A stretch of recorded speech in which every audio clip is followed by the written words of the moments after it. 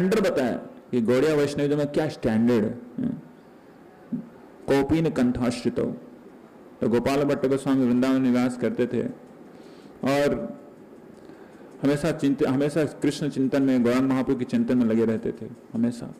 एक बार उन्होंने सोचा कि मेरे पास कोई भगवान की सेवा करने के लिए कोई विग्रह नहीं है, तो उन्होंने सोचा कि चलो नेपाल चलते हैं, गंडकी में जाके वहाँ से शालिग्राम शिला लेके आएंगे। तो जाते जाते रास्ते में वो एक जगह है हरिद्वार तो नाम सुने, हरिद्वार से आगे वहाँ पहुँचते हैं, एक ब्राह्मण के घर में पहुँचते हैं। तो ब्राह्मण बोलते हैं कि देखिए आप साधु इतने दूर से आए हैं वृंदावन से, मेरा कोई पुत्र नहीं है, आप थोड़ा आशीर्वाद कर दीजिए ना, पुत्र की प्राप्ति हो। तो गोपाल भट्ट गोसाई बोलते हैं तथास्तु, लेकिन कंडीशन बोल देते हैं। गोपाल भट्ट गोस्वामी नहीं, वो ब्राह्मण, अगर पुत्र होंगे तो पहला पुत्र आपको देंगे, ठीक है, कृपा कीजिए। तो तथास्तु बोल देते हैं।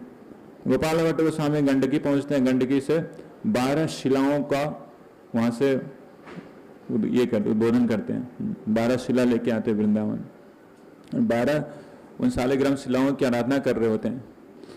और सभी जितने भी हमारे रूप सनातन जितने भी हैं गोस्वामी हैं, उनके विग्रह होते हैं, अच्छे से सेवा कर रहे होते हैं। लेकिन गोपाल भट्ट गोस्वामी तो सिर्फ शालिग्राम शिला होते हैं। एक दिन एक बहुत ही धनी व्यक्ति आता है और बहुत सारा आभूषण, कपड़े, सब कुछ दे देते हैं गोपाल भट्ट गोस्वामी को, आप सेवा कीजिए।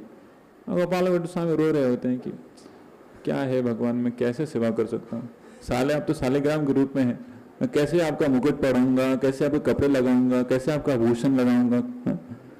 कुछ बहुत ही चिंतित रहते हैं। चिंतित मतलब कि ट्रांसेंडेंटल आध्यात्मिक चिंतन में रहते हैं भगवान के लिए। तो सब कुछ आरती वारती करके, संध्या आरती, शयन आरती करके वो थोड़ा रेस्ट लेने के लिए जाते हैं। जब सुबह में उठते हैं मंगला आरती करने के लिए, तो देखते हैं कि उधर से 12 शिलाओं में से एक जो शिला होता है वो अपना रूप बदल लिए होते हैं और वो बन जाते हैं श्री श्री राधा रमन जी की। तो एक शिला ही है जो कि राधा रमन के रूप में विराजमान है। और उसको देख के तो गोपाल भट्ट गोस्वामी बेहोश हो जाते हैं प्रसन्नता से। वैशाख मास की पूर्णिमा के दिन राधा रमन गोस्वामी का आविर्भाव होता है, राधा रमन जी का आविर्भाव होता है। तो इस प्रकार से वो सेवा कर रहे होते हैं राधा रमन। तो सोचते हैं कि मैं जब नहीं रहूंगा तो सेवा कौन करेंगे। तो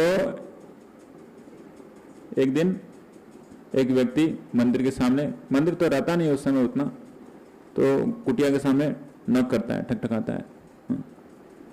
तो होते कौन, तुरंत चरण में गिर जाता है गोपाल भट्ट गोस्वामी की। गुरुदेव आप मुझे पहचाने नहीं, मैं गोपीनाथ। गोपीनाथ? कौन गोपीनाथ?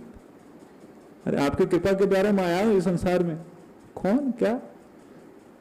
तो आप भूल गए, मेरे पिताजी का घर है हरिद्वार। आज से 10 साल पहले आप वहां पर गए थे और आशीर्वाद दिए थे मेरे पिताजी के पुत्र की प्राप्ति होगी, वही मैं पुत्र हूं।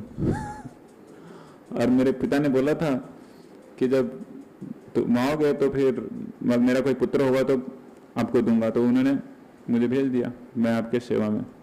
तो सारा जीवन ब्रह्मचार्य का पालन किए गोपीनाथ, और वो इस प्रकार से सेवा किए राधा रमन जी का। और इस प्रकार से जो वो सेवाई डाले थे, उनकी जो वंश परंपरा है, इस प्रकार से वो सेवा करती आ रही है राधा रमन जी की। श्रील प्रभुपाद जी भी वहाँ पर रुके हैं, राधा दामोदर में रुके हैं।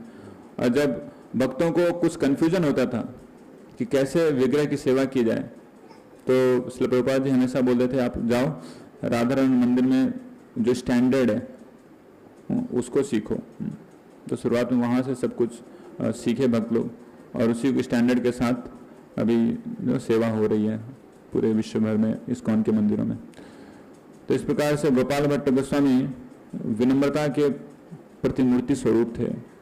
कृष्णदास कविराज गोस्वामी चैतन्य चरितामृत लिखते हैं, और लिखते समय वो जब कृपा मांगने के लिए आए गोपाल भट्ट गोस्वामी से, तो बोलते हैं कि गोपाल भट्ट गोस्वामी बोल रहे हैं कि मैं आपको आशीर्वाद दूंगा, लेकिन एक शर्त है, मेरा नाम नहीं आना चाहिए चैतन्य चरितामृत में, मेरा नाम नहीं आना चाहिए।